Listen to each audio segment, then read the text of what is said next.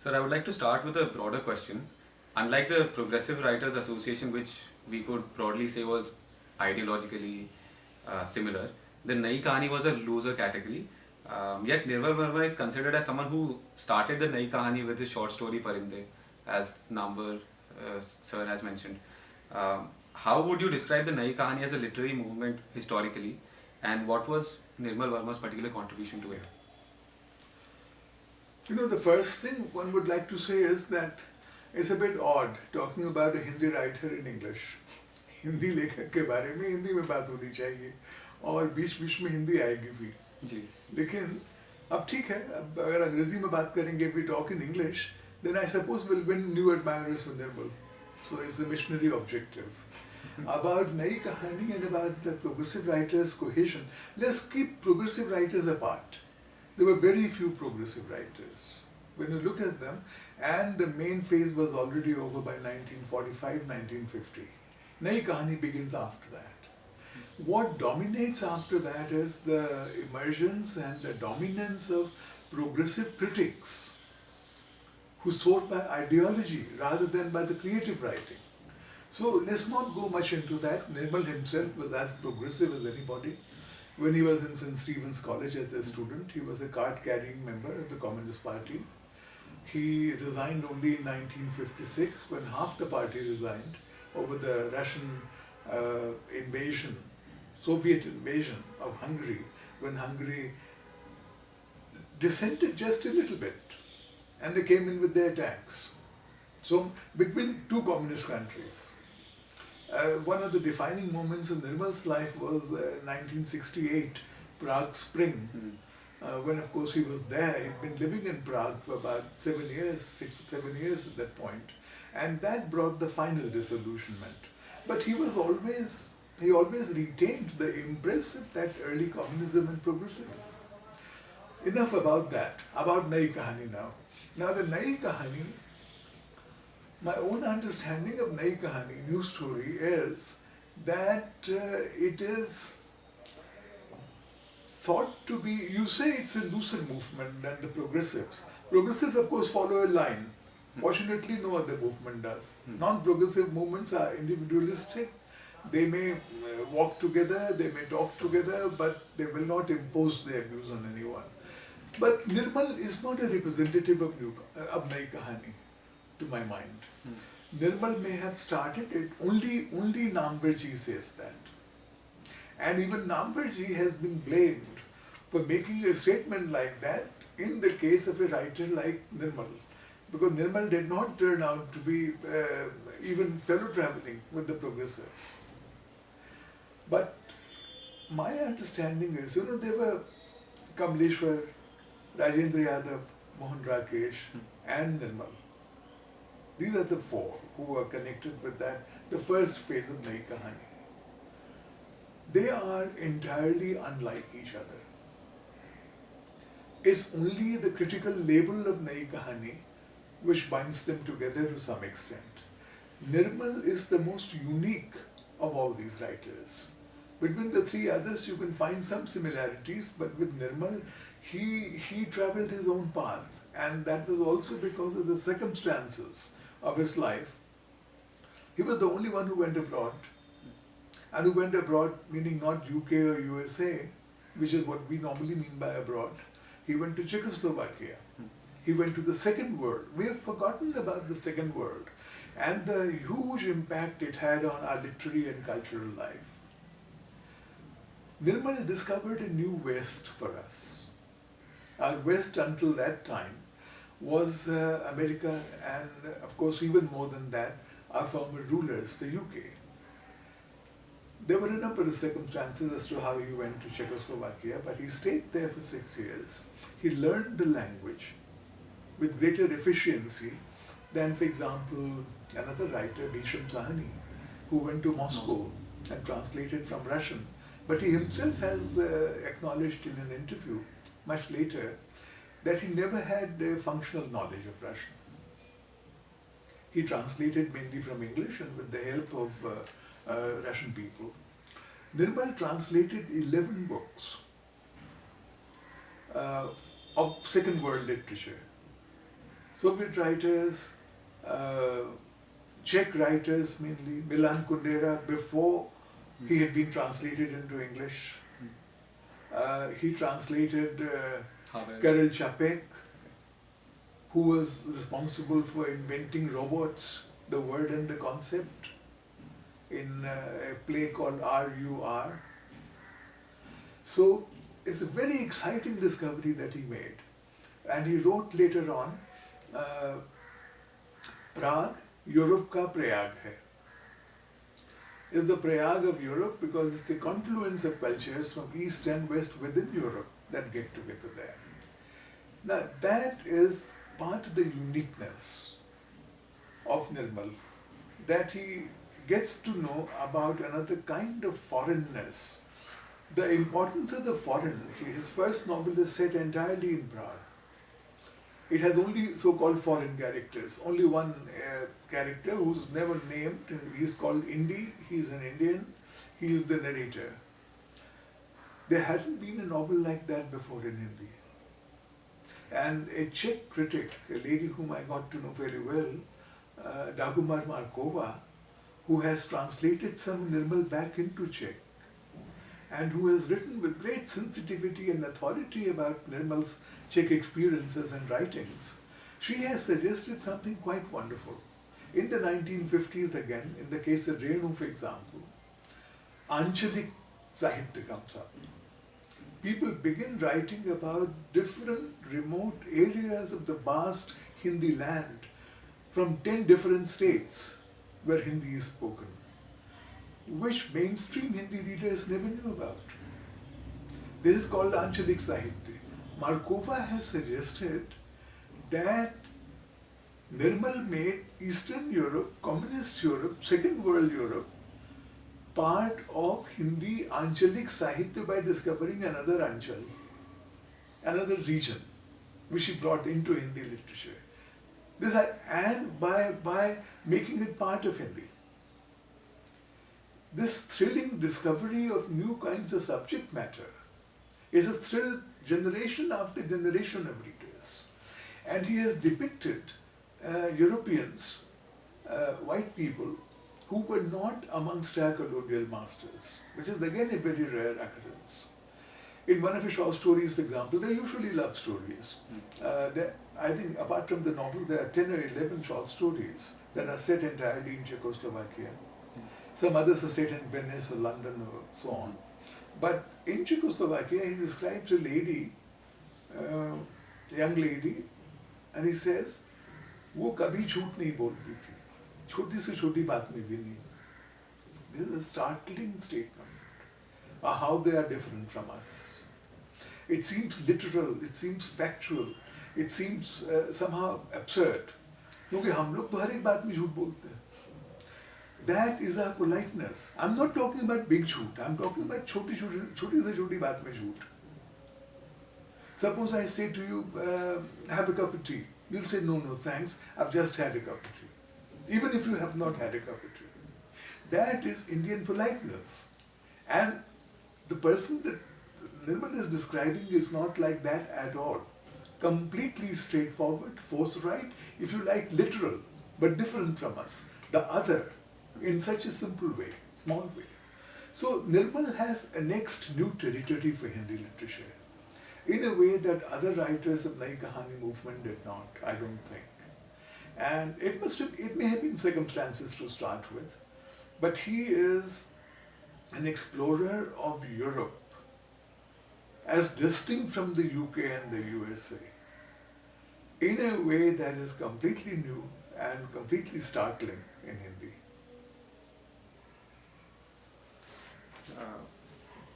Nirmal Verma's relationship with Europe is well documented, as you've mentioned, and he has mentioned several times the Europeans that he was fond of. However, he was someone who was equally fluent in both Hindi and English, and he consciously chose to write his fictions in Hindi and many of his critical essays in English. Furthermore, his writings have also been called European vis-a-vis certain experimentation with language, the fact that he brought European modernism into India. For example, with Stream of Consciousness being one example. how do you see Nirmal Verma's relationship, whether it be ingenuity or limitations, with his peculiar use of Hindi? Yeah. You know, people talk about Nirmal as if he did not know Hindi. This is absurd. This is totally wrong. Nirmal's Hindi is stunning. Nirmal's Hindi is so resourceful, so wide-ranging. You know, I knew Nirmal. I first met Nirmal in 1976. There was a conference on George Eliot in Ramjas College in Delhi University. He was invited to chair a session in which I was reading a paper. My paper was on an adaptation by Premchand of a novel by George Eliot. Nirmal, chairing from the chair, said, I thought I knew my Premchand, but I had never heard of this one. So that's when our friendship began. I've known Nirmal intimately, very well. We've spent so many evenings together, we've traveled together, we've spoken in the same conferences. I've invited him to some conferences, we both have been invited to some, including Shimla, his hometown in a way, at the Indian Institute of Advanced Study. In daily conversation, in writing non-fictional prose, in writing fictional prose, his Hindi is as genuinely native-born first language Hindi as anybody's. And as I said, it has a wider range and wider expressiveness than most writers have been able to achieve. Even those first language writers in Hindi. Hindi also had many writers who came to it from elsewhere, from other languages. Premchand came from Urdu. Bishop Tahani came from Urdu. Krishna Sobhati came from Punjabi. Bishop Tahani from Punjabi as much as Urdu. Ashki came from both Urdu and Punjabi. Mukti Bodh came from Marathi. Hindi has this power to draw people who began with one language to begin writing in Hindi. Nirmal wasn't like that. But yes, there is also English. Why do people say that? Because most Hindi writers, for good or bad, do not know the kind of English that Nirmal did. Nirmal went to a high-class school, which was for the sons of civil servants, as you know. His father was a fairly high-ranking civil servant. The British government operated from Delhi for 6 months and from Shimla for the summer months, and the school also travelled with the government. 6 months in Delhi, 6 months in Shimla. Now, in Hindi, there is a kind of glamour attaching to such people writing in Hindi. And also some misunderstanding. I gave example. Not quite as posh. His father too was a high-placed government officer. He too travelled all over India. He studied in some of the best places, comparable to St. Stephen's, where Nirmal was.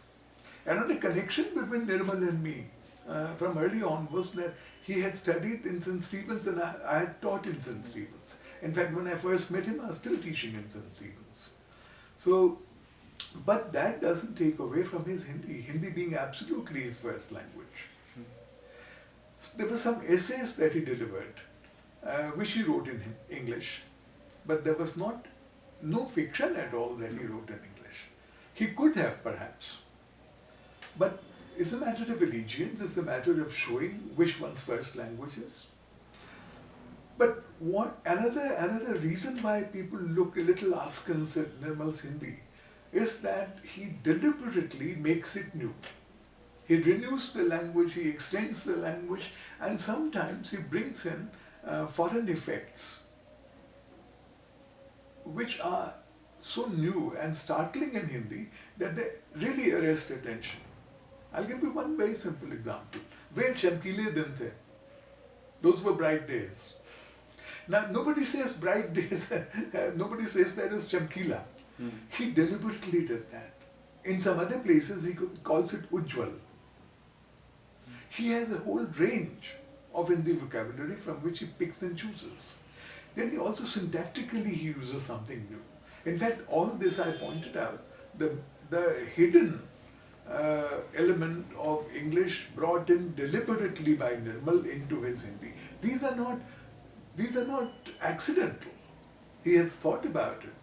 He has seen that Hindi does not have, like every language, some languages have different capabilities. That in Hindi you cannot say certain things in a way that you can say in English, for example, or maybe even in Czech.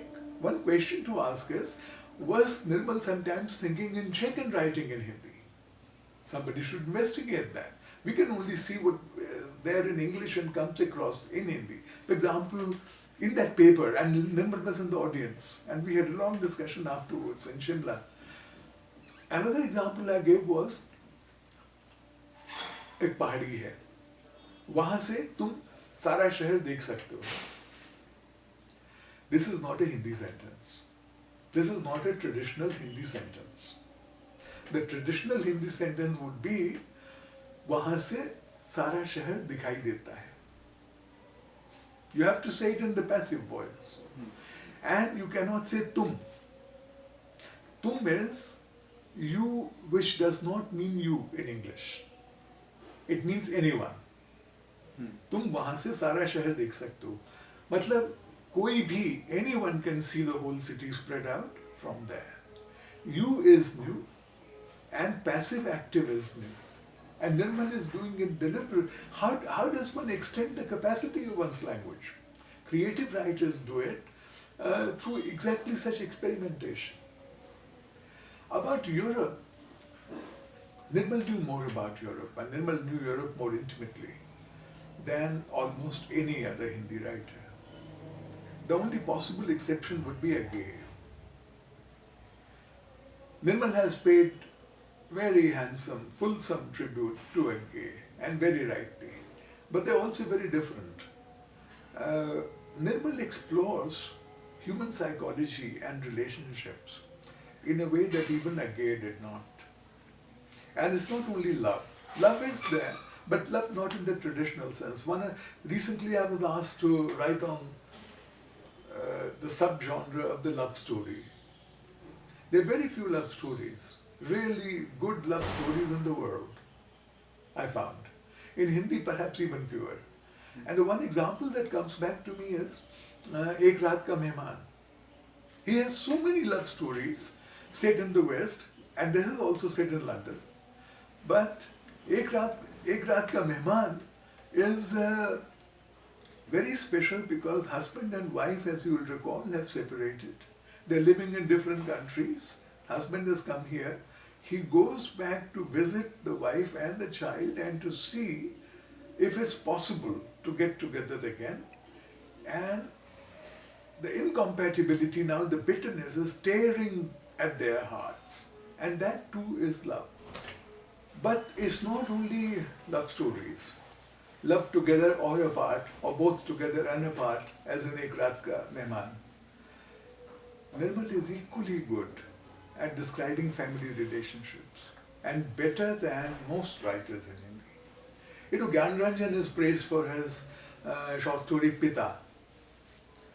About Pita, I think an even better short story is Beech Bahas Mein by Nirmal. You know, the DNA connection, the genetic connection and attraction towards each other and affiliation in the literal sense, and at the same time difficulty of communicating. So that in that story in which the father is lying in a hospital and the son is lying on the floor attending to him, a nurse comes and they're talking all the time, and the nurse comes and says, "Aap log hardam bahas kyun karte rehte? And why are you arguing all the time?" And the son realizes for the first time that what he thought to be normal conversation between him and his father has struck a stranger as arguing all the time. And this is a measure of the depth of that relationship and the complexity of that relationship, which is captured in the title. There's a story like Dhage about brothers and sisters. There's a story called Antaral about an elder brother who is perhaps in an early stage of depression, a story that I translated. Nirmal asked me to translate it because some anthologist had asked him to contribute a story, and that's the one he had just written. I don't think it's been published in Hindi at that stage.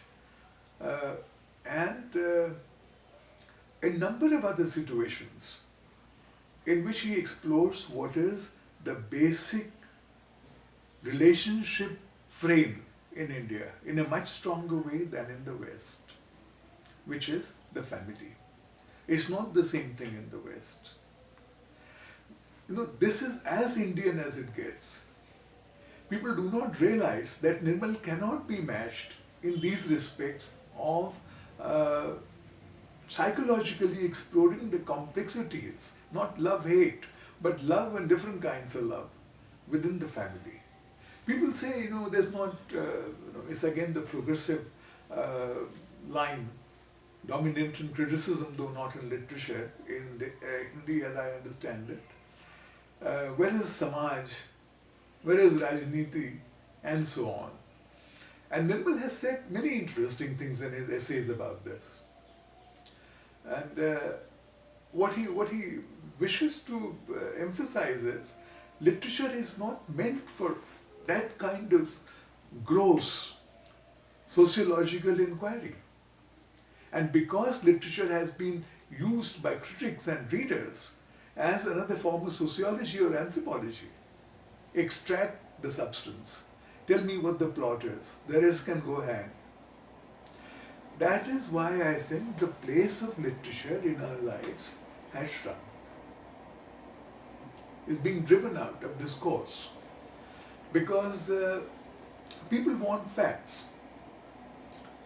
People want social reality and nothing else. But Nirmal, exploring states of mind, exploring, one wants to be alone from time to time. Ekant ki pavitrata, he has said.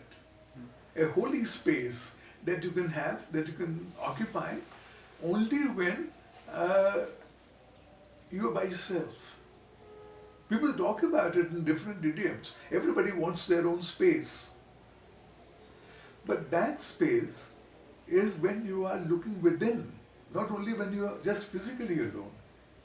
He is tremendous at depicting all that.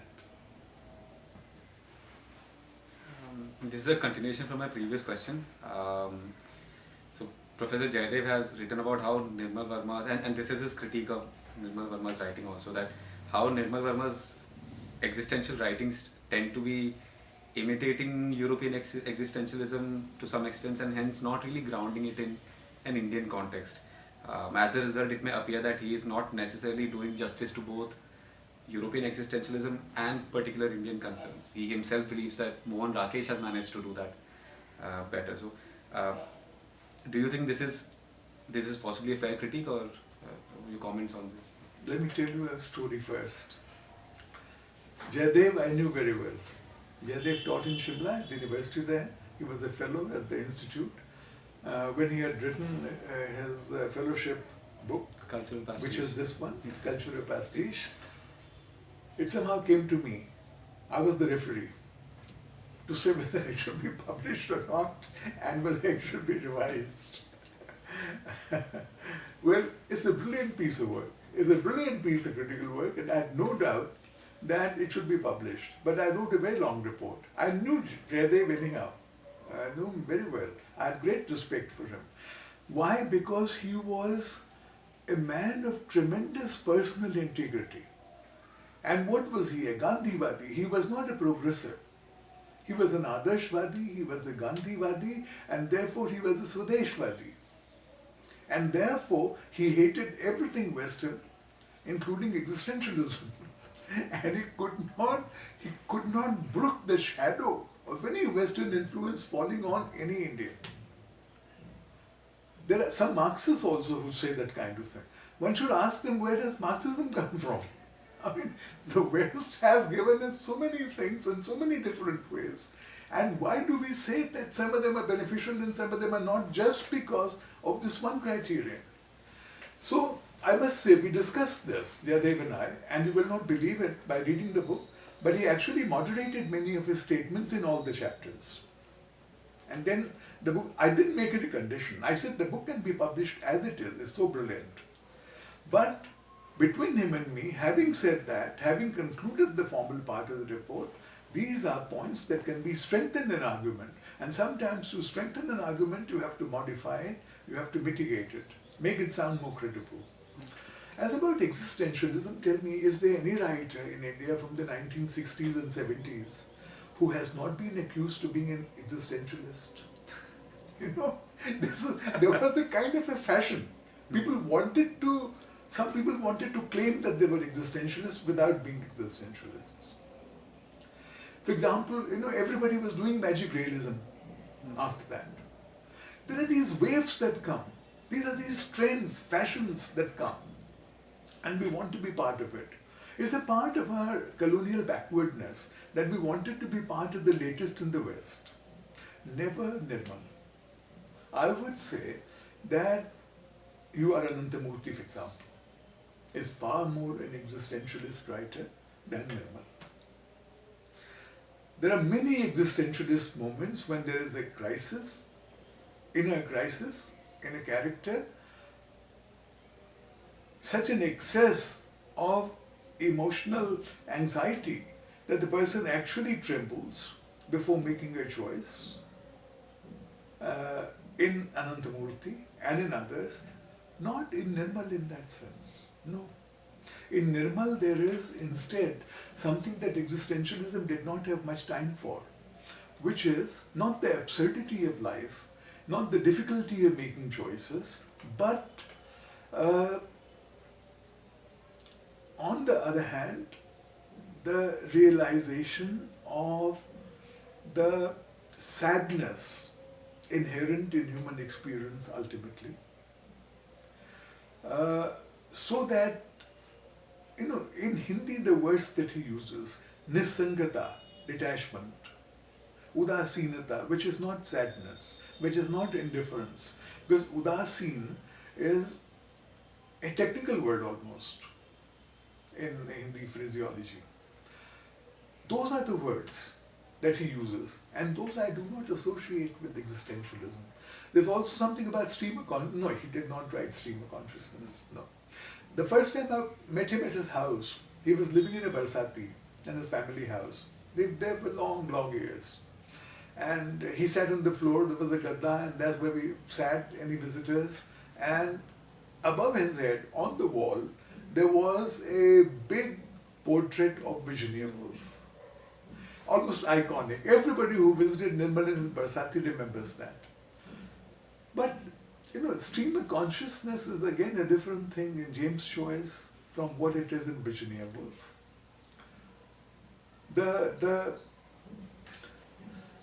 The enterprise there, as I understand it, and my PhD was on Virginia Woolf, the enterprise there is to convey how the mind, the heart, not so much the heart, just the mind and consciousness are unfathomable and unpredictable.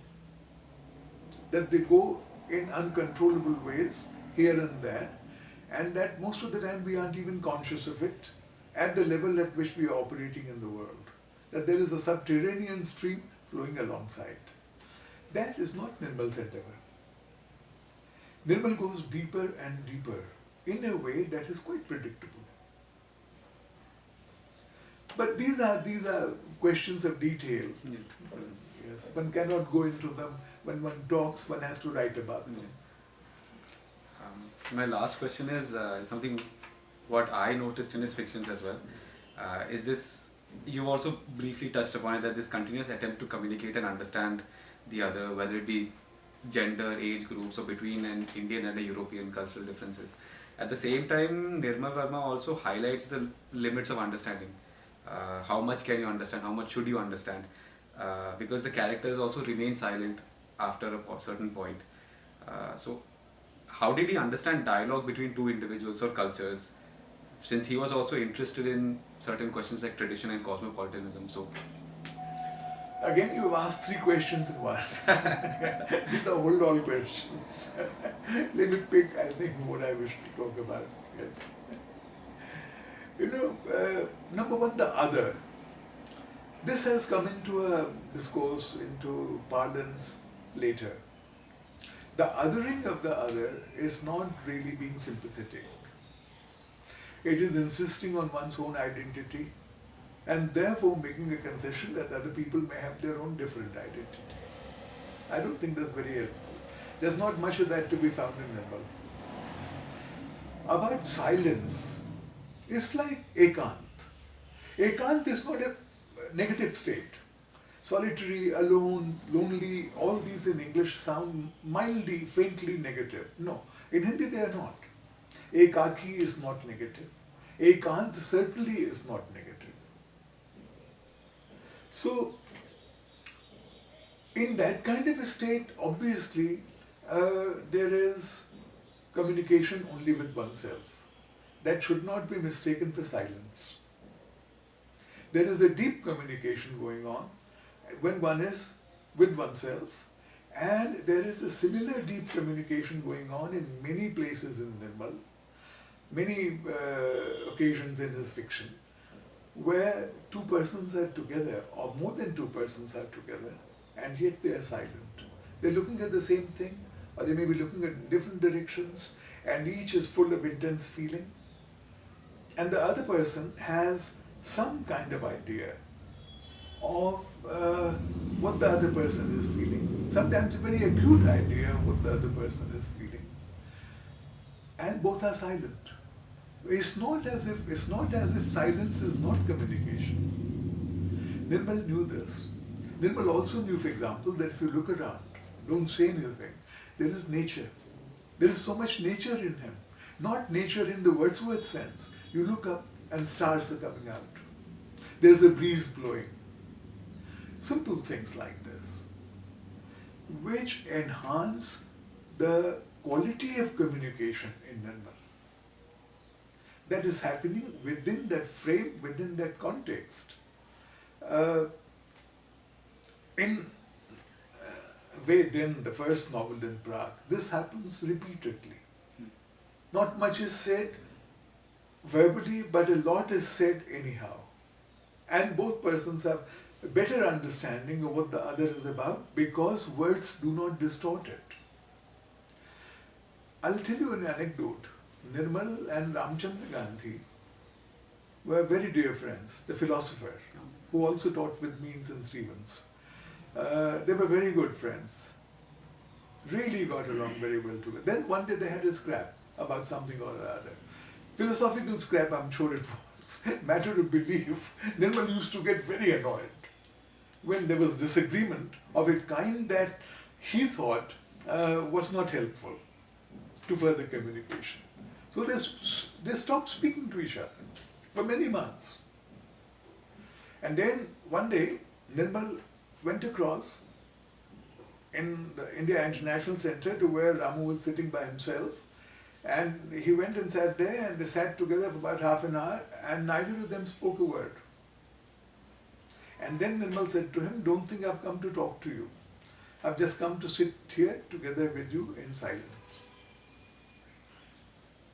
Now this is the kind of understanding which assumes a very deep connection.